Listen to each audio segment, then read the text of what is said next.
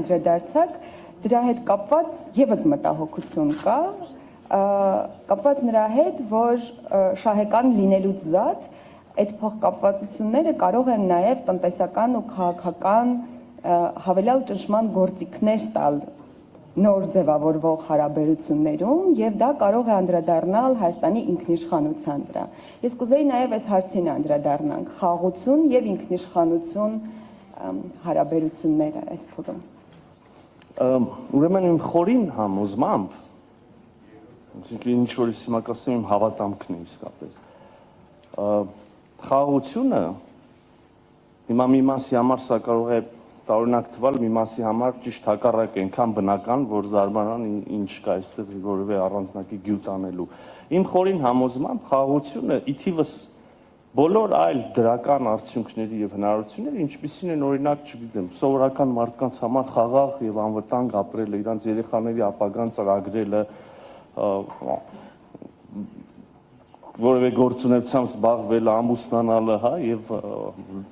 անշարժ կամ շարժական գույք ձեռք բերել, սովորական մարդիկ ինչպես կարող են իրենց կյանքը պլանավորել։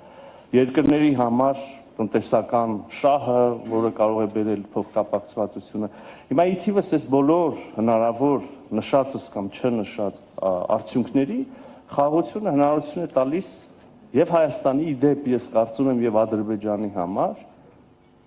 էականորեն ավելացնել իրենց ինքնիշխանությունը։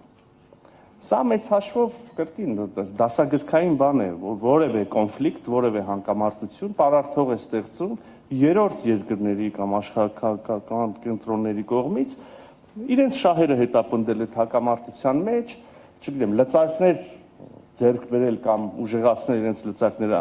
հակամարտության կողմերի վրա եւ այլն եւ այլն։ Հիմա խաղաղությունը ի թիվս մնացած բաների հնարավորություն է տալու եւ Հայաստանին եւ Ադրբեջանին ուժեղացնել, ամրապնդել իրենց ինքնիշխանությունը։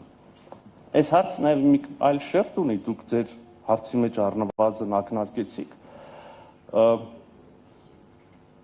Աշխարհի վրա չկան եւ թերևս կարող եմ ասել երբեք չեն եղել երևի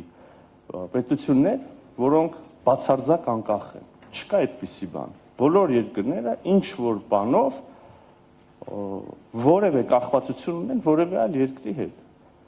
Եվ սա պետք չի բացասական իմաստով ընկալել։ Այս փոխկախվածությունը եւ փոխկապակցվածությունը ընդհանուր միջև ամենատարրական որևէ զանազան ռեսուրսների մատակարարումը միմյանց երկրների հասարակությունների զարգացման մեխանիզմներից մեկն է։ Հիմա անշուշտ մենք ես արդեն ասեցի քաղաքական իմաստով եւ ռազմաքաղաքական իմաստով, ռազմավարական ստրատեգիական իմաստով մենք կարողանալու ենք եւ արդեն կարողանում ենք ամրապնդել մեր ինքնիշխանությունը, բայց մյուս կողմից իհարկե այս բազմաթիվ փոխկապակցվածություններն ու փոխկախվածությունները մեկը կարող է անվանել թեև ես խիստ վերապահումով կմոտենա այդպիսի գնահատական, մեկը կարող է անվանել ճիշտ հակառակ ինքնիշխանության պակաս, ես կարծում եմ, որ